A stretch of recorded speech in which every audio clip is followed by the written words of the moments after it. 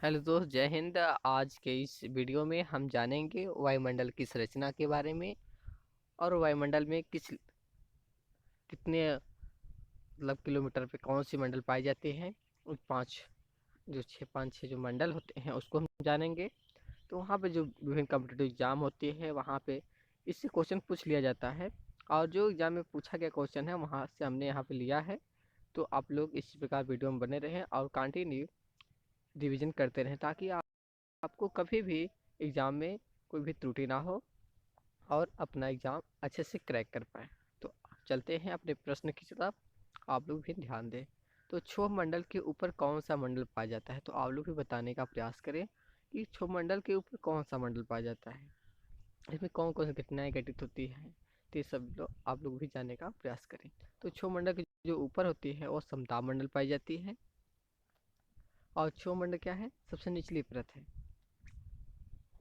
वायुमंडल की किस सतह पर तापमान में बहुत अधिक उतार चढ़ाव नहीं होती है? तो जो सप्ताह मंडल होती है उसमें क्या है, ज़्यादा तापमान क्या है, कम बेसी नहीं होती है, कम ज़्यादा नहीं होती है। ओजोन परत अवस्थित है। जो ओजोन परत होती है, जो 16 सितंबर को मनाया जाता है ओजोन दिवस के रूप में, ओजोन परत जो होती है वो समताप मंडल में ही पाई जाती है। और ओजोन मंडल क्या करती है, और सूर्य से आने वाली जो परावैंगनिक किरणें होती हैं उसको क्या होती है, अवशोषित कर लेती है, और क्या है, हमें जो सूर्य से आने वाली बेकार किरण, परावैंगनिक किरण है, वो पृथ्वी पर आने से रोक देती है, जिससे यहाँ पे बहुत सारी बीमारियाँ नहीं हो पाती हैं। सूर्य की परावैंगनिक किरणों को कौन सी वातावरणीय परत अवशोषित कर लेती है? तो हो जाएगा यहाँ पे ओजोन मंडल। सुपरसोनिक विमानों की उड़ान के लिए सर्वाधिक सुविधाजनक वायुमंडलीय परत है, तो यहाँ पे हो जाएगा समताप मंडल। क्योंकि जो सुपरसोनिक विमान होते हैं वो भी समताप मंडल से ही उड़ाई जाती हैं, क्योंकि वहाँ की जो मंडली होती है, वहाँ जो वायुमंडल, वहाँ की जो हवा होती है वो सामान्य होती है, तो वहाँ उड़ान के लिए क्या होती है, ये मंडल अच्छी पड़ती है। और जो समताप मंडल का विस्तार है वो 18 से 32 किलोमीटर की मोटी लेयर में होती है। किस मंडल में धूल कण और जलवाष्प की मात्रा कम होती है? तो भी हो जाएगा समताप मंडल में। और जो दीर्घ रेडियो तरंगे पृथ्वी की किस सतह से परावर्तित होती है? तो आयन मंडल से। जो पृथ्वी से जो रेडियो तरंगे भेजी जाती है तो हमारा क्या है, आयन मंडल से ही परिवर्तित होकर ही धरती पर वापस आती है। संचार उपग्रह भी किस वायुमंडल मंडल स्तर में किस वायुमंडल स्तर में स्थित होते हैं? तो ये हो जाएगा आयन मंडल। वायुमंडल में ओजोन स्तर के अवक्षय का कारण कौन सा रसायन है? तो जो क्लोरोफ्लोरोकार्बन होती है उसकी वजह से जो ओजोन परत है उसमें क्षरण होती है। अगले प्रश्न की तरफ बढ़ते हैं। रेडियो की जो लघु तरंगे आयन मंडल की किस परत से परावर्तित होकर तो आयन मंडल में भी परतें होती हैं, या F1 ऐसे करके होती है। तो जो यह परत होती है उससे क्या है, रेडियो तरंगे परावर्तित होकर धरती पर आती है। वायुमंडल के किस भाग में जलवाष्प की कुल मात्रा का 90% भाग विद्यमान है? तो क्षोभ मंडल में। क्षोभ मंडल सबसे निचली परत है। क्षोभ मंडल में ही वो सब क्या है, सभी घटनाएं घटित होती है। जो आधी तूफान होती है, जो वातावरणीय जो भी मौसमी घटित होती है, सब क्षोभ मंडल में घटित होती है। वायुमंडल की किस परत को रसायन मंडल के नाम से जाने जाते हैं? तो भी हो जाएगा मध्यमंडल। किस वायुमंडलीय परत को मौसमी परिवर्तन की छत के नाम से जाना जाता है? तो क्षोभ मंडल, क्योंकि हमने भी बताया ना कि क्षोभ मंडल में सभी घटनाएं परिवर्तित होती हैं, जो भी बारिश या कुछ भी घटनाएं होती है तो क्या होती है, क्षोभ मंडल या मौसमी परिवर्तन की छत के नाम से भी जानी जाती है। तो आप लोग कन्फ्यूज ना हो। हवाई जहाज प्राय किस मंडल में उड़ते हैं? तो हवाई जहाज के लिए क्या है, सर्वाधिक उपयुक्त क्या है, समताप मंडल होती है, क्योंकि यहाँ जलवाष्प धूल कण की मात्रा क्या है, कम पाई जाती है। वायुमंडल में सबसे पृथ्वी के सतह से सबसे दूर वायुमंडलीय परत किस नाम से जाना जाता है? तो बहिर्मंडल। जो सबसे आखिरी परत है वो कौन सी परत है? बहिर्मंडल है। वायुमंडल में सबसे अधिक ओजोन कहाँ पर केंद्रित है? तो स्ट्रेटोस्फीयर है, समताप मंडल में। वायु दाब में अचानक आने वाली कमी किसकी सूचक होती है? तो तूफानी मौसम में। अगर वायुदाब में अचानक से कमी आ जा रही है तो इससे क्या है, तूफान के आने का आशंका होती है। ग्लोब पर दाब कटिबंधों की संख्या कितनी है, तो 7 है। वायुदाब को किस में मापा जाता है, तो मिलीबार में वायुदाब को मापा जाता है। अगला प्रश्न है, सामान्य वायुदाब कहाँ पर पाया जाता है। तो सामान्य वायुदाब की बात हो रही है तो यह सागर तल में, क्या है, सागर जो तल होता है वहाँ पे ज़्यादा वो दाब नहीं होता है, वहाँ सामान्य सा होता है। वायुदाब की घटने बढ़ने की जो क्रिया होती है उसे वायुदाब उच्चावच कहते हैं। विषुवतीय निम्न दाब पेटी का विस्तार विषुवत रेखा के दोनों ओर कितने अक्षांश तक मिलता है, 5 डिग्री तक।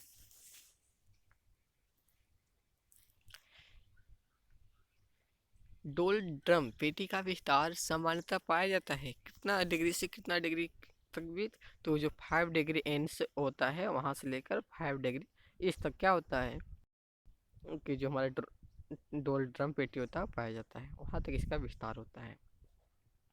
शांत पेटी किस रेखा के दोनों ओर पाई जाती है, तो शांत रेखा की बात हो रही है तो यहाँ शांत रेखा क्या पाई जाती है, भूमध्य रेखा पर, क्योंकि ये 0 डिग्री होती है।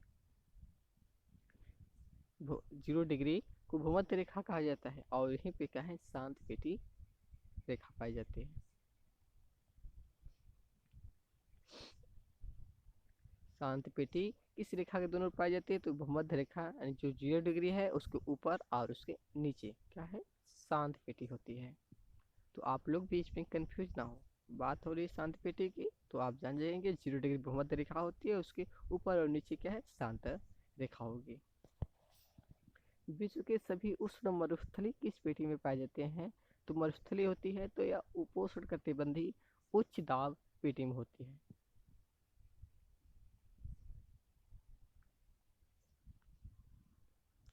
अगले प्रश्न की तरफ बढ़ते हैं, व्यापारिक हवाएं किस किन अक्षांशों से किन अक्षांशों की ओर बढ़ती है, तो अश्व अक्षांशों से होते हुए विषुवत रेखा की ओर बढ़ती है। अगले प्रश्न की तरफ बढ़ते हैं, उच्च दाब क्षेत्र में भूमध्य सागर की ओर चलने वाली पवनें होती हैं, कैसी होती है, व्यापारिक पवनें चलती हैं उच्च दाब क्षेत्र में। व्यापारिक पवनों की परिघटना किस कारण से होती है, तो यहाँ पे ऊष्मा के संवहन के कारण होती है व्यापारिक पवनों की जो परिघटना होती है। पूरे वर्ष एक ही दिशा में प्रवाहित होने वाली जो पवनें होती है क्या कहलाती है, अस्थायी सनातनी पवन कहलाती है, ऐसे प्रचलित पवनें भी कहते हैं, क्योंकि वह एक ही मार्ग में क्या है कि लगातार चलती है 1 वर्ष तक, तो उसे क्या कहेंगे, अस्थायी सनातनी पवन। समुद्री समीर बहती है, दिन के समय में समुद्री समीर बहती है। सहारा रेगिस्तान में शुष्क पवन हरमट्टन उड़ती है पूर्व से पश्चिम की ओर। ये नियमित हवाएं जो कि गर्जता चालीसा प्रचंड पचासा तथा चिकता साठा के उपनाम से जानी जाती है, किस हवा को कहते हैं, तो पछुआ जो हवा चलती है उससे गर्जता चालीसा प्रचंड पचासा चिकता साठा के नाम से जाना जाता है पछुआ हवा को। दक्षिण गोलार्ध में 40 डिग्री अक्षांश के पास चलने वाले तेज हवा क्या कहलाती है, गरजता या दहाड़ता चालीसा के नाम से जानी जाती है। 50 डिग्री दक्षिण अक्षांश पर चलने वाले तेज हवा को क्या कहते हैं, तो भयंकर पचासा या प्रचंड पचासा।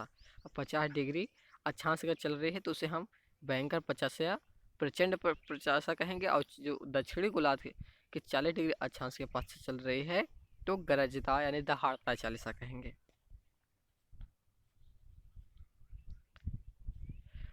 अगर 60 डिग्री दक्षिण अक्षांश की बात हो रही है तो उसे हम क्या कहेंगे, चीकता साठा कहेंगे।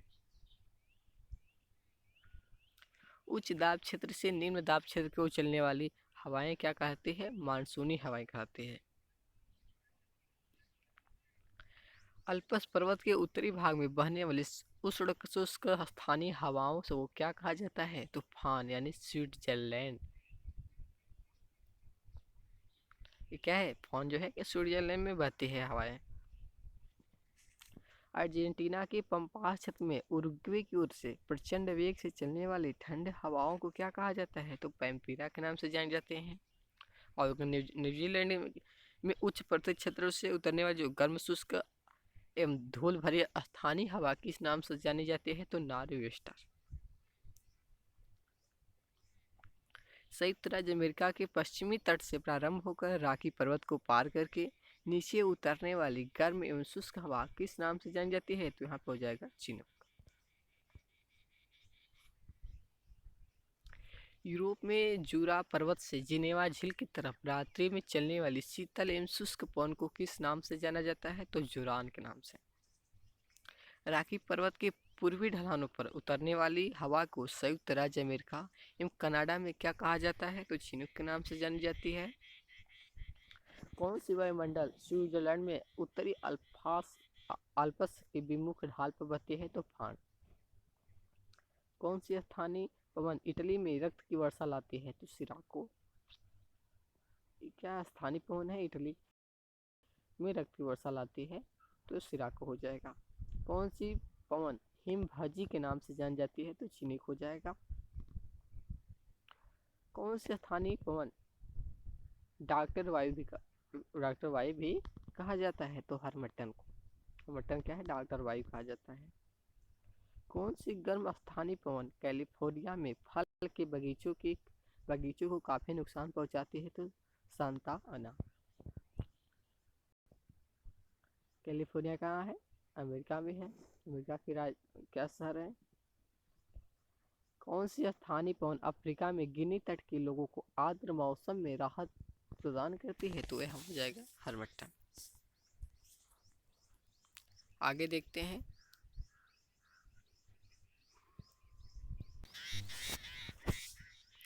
कौन सी स्थानीय पवन मध्य यूरोप के पर्वतीय क्षेत्र से युगोस्लाविया की एड्रियाटिक तट की ओर प्रवाहित होती है? तो हो जाएगा यहाँ पे बुरा हो जाएगा। दो भिन्न तापमान वाले वायु राशियों के मिलने से किसकी उत्पत्ति होती है? तो यहाँ पे हो जाएगा चक्रवात की। क्योंकि जब स्थल मंडल का जो वायु होता है वो जब गर्म होकर ऊपर की ओर बढ़ने लगता है तो उस क्षेत्र को क्या है भरने के लिए समुद्र में क्या होती है? चक्रवात बनती है। और जब यह क्या है उस क्षेत्र को भरती है तो राउंडिंग में घूमने लगती है और चक्रवात बड़े रूप लेकर क्या है तटीय क्षेत्र की ओर बढ़ती है। जब तक ये तटीय जो क्षेत्र है उससे टकराती नहीं है तब तक इसका वेग काफी तेज होता है और तटीय क्षेत्र से टकराने के पश्चात ही इसका वेग समाप्त होता है। और जो चक्रवात की जो आकार होती है वह अंडाकार होती है, वो राउंडिंग में घूमती है। चक्रवात का शांत क्षेत्र क्या कहलाता है? तो चच्चू के नाम से जाना जाता है। उत्तरी गोलार्ध में चक्रवात का वायु की दिशा होती है वामावर्त। दक्षिणी गोलार्ध में चक्रवात की दिशा होती है घड़ी की सुई के अनुकूल होती है। उत्तरी गोलार्ध में उल्टा चलेगी लेकिन दक्षिणी गोलार्ध में क्या है वो घड़ी की सुई की दिशा में चलेगी। पृथ्वी को चारों ओर से घिरे हुए वायु के विशाल फैलाव को क्या कहते हैं? वायुमंडल कहते हैं। वायुमंडल के ऊपरी जो परत के अध्ययन को क्या कहते हैं? वायु विज्ञान के नाम से जानी जाती है। वायुमंडल की निचली परत के अध्ययन को क्या कहते हैं? तो ऋतु विज्ञान कहेंगे। वायुमंडल के निचले स्तर में किस प्रकार की गैस की प्रधानता होती है? तो जाएगा भारी गैस। वायुमंडल के ऊपरी स्तर पे किस प्रकार की गैस की प्रधानता रहती है? तो हल्की गैसों की। वायुमंडल का सर्वाधिक अस्थायी तत्व क्या है? जलवाष्प। वायुमंडल में कौन सी गैस सर्वाधिक मात्रा में है? तो नाइट्रोजन। नाइट्रोजन का कितना परसेंटेज है? 78% वायुमंडल में पाई जाती है। वायुमंडल में सर्वाधिक मात्रा में विद्यमान अक्रिय गैस कौन सी है? तो आर्गन हो जाएगा। वायुमंडल में सबसे कम अक्रिय गैस कौन सी है? तो रेडान हो जाएगा यहाँ पे। कौन सी गैस ग्रीन हाउस प्रभाव के लिए उत्तरदायी है? तो कार्बन डाइऑक्साइड। ये कार्बन डाइऑक्साइड क्या है? वातावरण में क्या है एक गर्म क्या है वातावरण तैयार करती है वायुमंडल में, जिसे जो सूर्य के प्रकाश की किरणें होती है वह धरती तक को आ जाती है, लेकिन क्या है ये जो कार्बन डाइऑक्साइड की जो परतें होती है जो लेयर बनती है उसे वापस जाने नहीं देती है, जिससे क्या है पृथ्वी का तापमान क्या है गर्म हो जाती है, जिसे हम क्या कहते हैं ग्रीन हाउस गैस प्रभाव। सूर्य की तीव्र किरणों द्वारा झुलसने से वायुमंडल की कौन सी गैस हमारी रक्षा करती है? ओजोन परत जो है। भूपृष्ठ से परावर्तित अवरक्त विकिरण के अवशोषण द्वारा भूवायुमंडल के तापमान में वृद्धि की प्रक्रिया क्या कहलाती है? ग्रीन हाउस प्रभाव। वायुमंडल में नाइट्रोजन की प्रतिशत कितनी है? तो 78% हमने बताया था अभी। पृथ्वी के धरातल से ऊपर की ओर वायुमंडल के विभिन्न स्तर कौन कौन से हैं? क्षोभ मंडल हो जाएगा, क्षोभ मंडल के बाद ही समताप मंडल होती है, उसके बाद मध्य मंडल एवं आयन मंडल, फिर बहिर्मंडल होती है। और जो भी मौसमी घटनाएं घटित होती हैं, जो भी तूफान चक्रवात जो भी होती है, वह सब क्षोभ मंडल के अंतर्गत होती है। और जो भी हमारी सुपरसोनिक वायुजेट विमान जो भी चलाई जाती है वह समताप मंडल में चलाई जाती है। और जो हमारी रेडियो तरंगे होती है वह कहाँ से लौट कर वापस होती है? तो मध्य मंडल से जो है आयन मंडल से होकर लौट कर आती है। तो आप लोग कभी इसमें कंफ्यूज ना होए। और जो पृथ्वी के धरातल से लेकर 12 किलोमीटर की ऊंचाई तक क्या है? हमारा क्षोभ मंडल पाया जाता है। और जो बादलों का निर्माण की बात हो रही है तो बादल का निर्माण भी क्षोभ मंडल में होती है। देख लेते हैं क्षोभ मंडल के धरातल से औसत ऊंचाई कितनी है? तो हम बताया 12 किलोमीटर। किस मंडल को सनभर मंडल भी कहा जाता है? तो भी क्षोभ मंडल हो जाएगा। बादलों का निर्माण किस मंडल में होता है? तो भी क्षोभ मंडल हो जाएगा। मेघ गर्जन वायुमंडल की किस मंडल परत में होती है? तो भी क्षोभ मंडल हो जाएगा। क्योंकि मौसम में सारी घटनाएं क्या है? क्षोभ मंडल में होती है। क्षोभ मंडल एवं समताप मंडल के बीच स्थित जो संक्रमण क्षेत्र को क्या कहते हैं? क्षोभ सीमा के नाम से जाना जाता है। टी मापक पर किसका मापन किया जाता है? तो चक्रवातों की शक्ति। तो चक्रवात कितनी शक्तिशाली है? फिलीपींस, जापान तथा चीन सागर में जो उष्णकटिबंधीय चक्रवाती तूफान आते हैं उन्हें क्या कहा जाता है? तो टाइफून के नाम से जानी जाती है।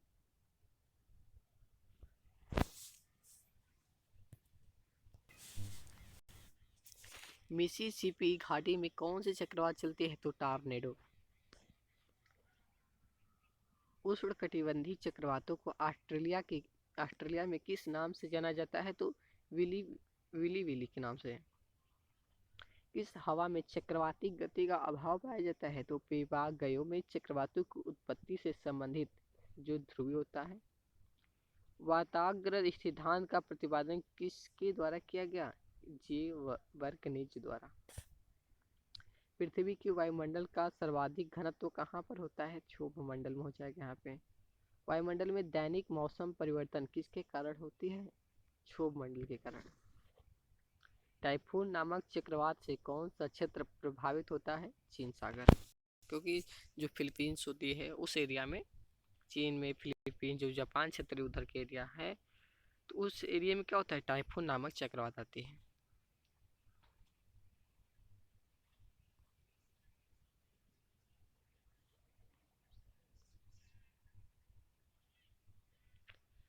उच्च दाब उच्च दाब वाली हवाएं जो केंद्र से बाहर की ओर चलती है क्या कहलाती है? प्रति चक्रवात के नाम से जानी जाती है। प्रति चक्रवात में वायु दाब कहाँ अधिक होता है? केंद्र में। प्रति चक्रवात किस क्षेत्र में कम उत्पन्न होते हैं? तो भूमध्य रेखीय क्षेत्र में। प्रति चक्रवात किस क्षेत्र में अधिक उत्पन्न होती है? तो उपोष्ण कटिबंधीय उच्च दाब क्षेत्र में। प्रति चक्रवात की आकृति सामान्यतः किस प्रकार की होती है? तो गोलाकार। फ्रंटल वर्षा होती है तो चक्रवाती गतिविधियों के कारण।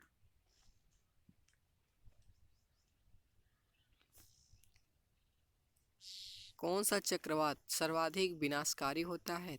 टॉर्नेडो हो जाएगा यहाँ पे। टॉर्नेडो क्या है? एक अति निम्न दाब केंद्र।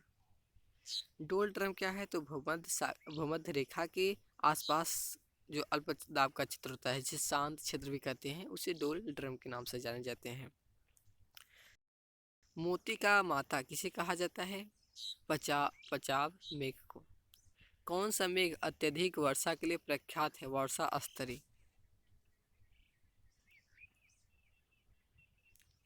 उक्टास मापने का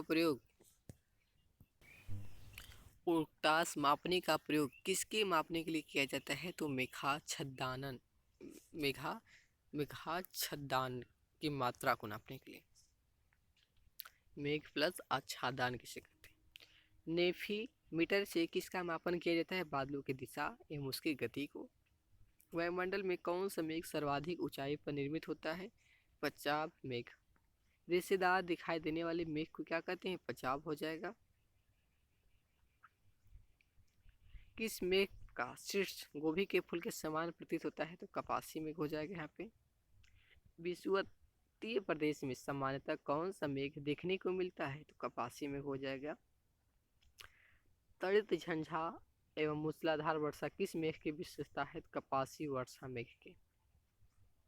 कौन सा मेघ सूर्य एवं चंद्रमा के चारों ओर प्रभामंडल का निर्माण करता है? पचाप स्तरी। किस कारण रेगिस्तानों में बादल बरसते हैं? तो नहीं बरसते हैं। हाँ, बात हो रही है किस कारण रेगिस्तानों में बादल नहीं बरसते नहीं हैं?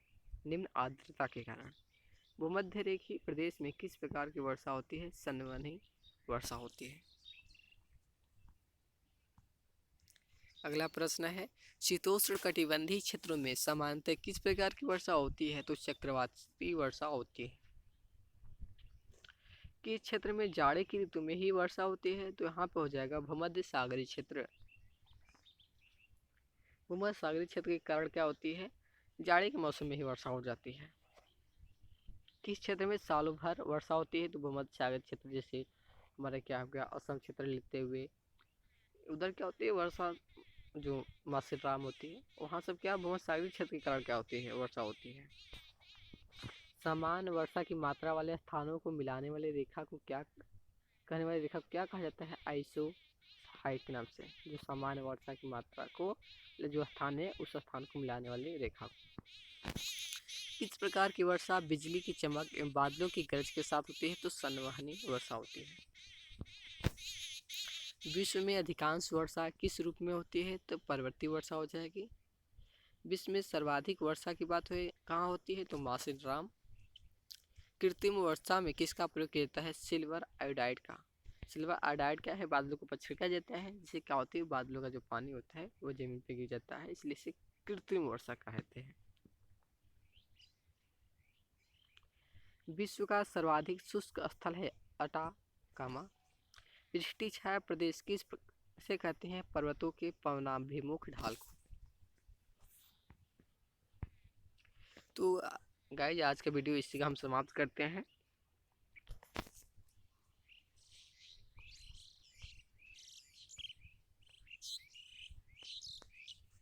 Thanks all.